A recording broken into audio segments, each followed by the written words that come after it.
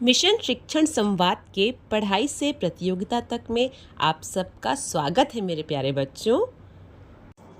आज हम प्राथमिक स्तर के तर्क शक्ति विषय में एक नया प्रकरण पढ़ेंगे शीट क्रमांक 13 के साथ, जिसका नाम है छिपी हुई आकृति।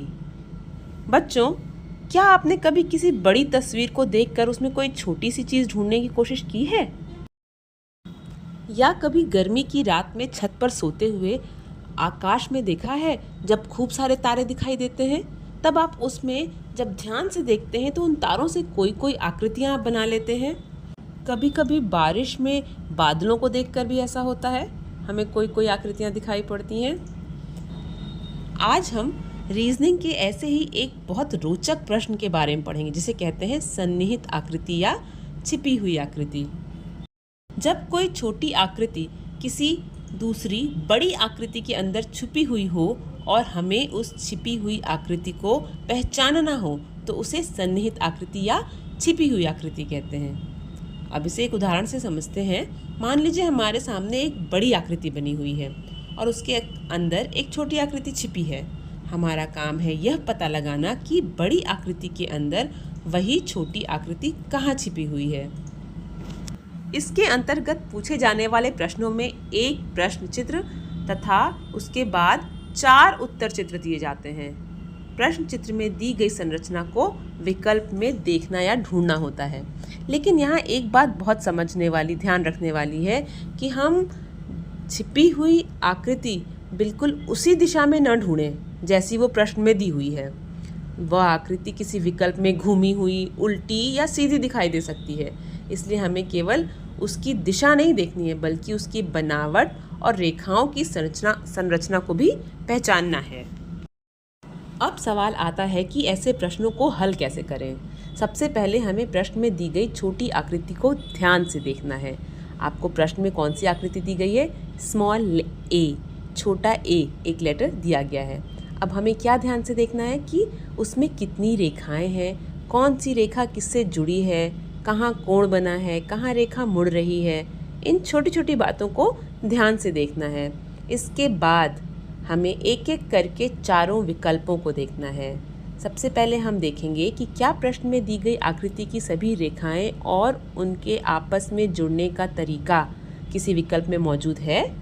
अगर किसी विकल्प में कुछ रेखाएं तो मिल रही हैं लेकिन कोई एक रेखा या कोण नहीं मिल रहा है तो उस विकल्प को हम हटा देंगे। फिर अगले विकल्प को देखेंगे। इस तरह हम एक एक विकल्प को जांचते हुए सही उत्तर तक पहुंचेंगे। जहां तक इस प्रश्न की बात है तो एक छोटे ए का गोला तो हर बड़े ए में दिख रहा है, लेकिन वही संरचना हमें दूसरे नंबर के विकल्प में दिख रही है। इसलिए सही उत्तर हमारा दूसरा विकल्प है। बच्चों, यहाँ एक बहुत ज़रूरी बात याद रखिए। आकृति को देखकर केवल उसका आकार मत पहचानिए, उसकी संरचना पहचानिए, क्योंकि कई बार सही उत्तर वाली आकृति घूमी हुई हो सकती है। उदाहरण के लिए अगर प्रश्न आकृति ऊपर की ओर बनी है तो विकल्प में वही आकृति दाईं या बाईं या नीचे की ओर भी बनी हो सकती है। हमें उसे देखकर यह नहीं कहना है कि यह अलग आकृति है। हमें मन में उसे घुमा कर देखना है और जांचना है कि क्या उसकी रेखाओं की संरचना वही है। जैसे अभी इस एग्जाम्पल में आपको दिख रहा है, तीनों नीचे की आकृति वही से है, संरचना वही है, पर किसी में आकार और उसकी दिशा घूमी हुई है।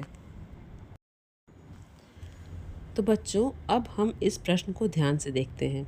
सबसे पहले प्रश्न चित्र में दी गई आकृति को पहचानेंगे। फिर उसके बाद दिए गए चारों विकल्पों को एक एक करके देखेंगे। हमारा उद्देश्य यह पता लगाना है कि प्रश्न में दी गई पूरी संरचना किस विकल्प के अंदर छिपी हुई है।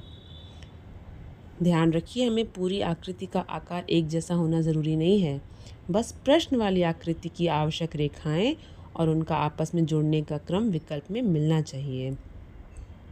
और इन चारों विकल्पों को देखकर हमें पता चल रहा है कि प्रश्न आकृति की जो आकृति है वो पूरी वैसी की वैसी ही दूसरे विकल्प में दिखाई दे रही है। वो बिल्कुल भी उल्टी या सीधी नहीं है। हमारा सही विकल्प होगा विकल्प 2। आइए अब एक और प्रश्न को हल करके थोड़ा अभ्यास करते हैं। इस प्रश्न में प्रश्न चित्र को देखने से सबसे पहले हम ये नोटिस कर पा रहे हैं कि इस प्रश्न में 3 समांतर रेखाएं हैं जो 90 डिग्री पर एक रेखा पर हैं, मतलब उन्हें एक रेखा मिला रही है। तीनों समांतर रेखाओं को 90 डिग्री पर एक रेखा मिला रही है और नीचे की 2 समांतर रेखाओं को एक तिर्यक रेखा मिला रही है। और उत्तर विकल्पों को ध्यान से देखने पर पहली चीज़ जो नोटिस करते हैं कि पहले विकल्प में वो 3 समांतर रेखाएं हैं ही नहीं, तो वो विकल्प हमारा ख़त्म हो गया। फिर हमने देखा कि आखिरी विकल्प में तिर्यक रेखा नहीं है।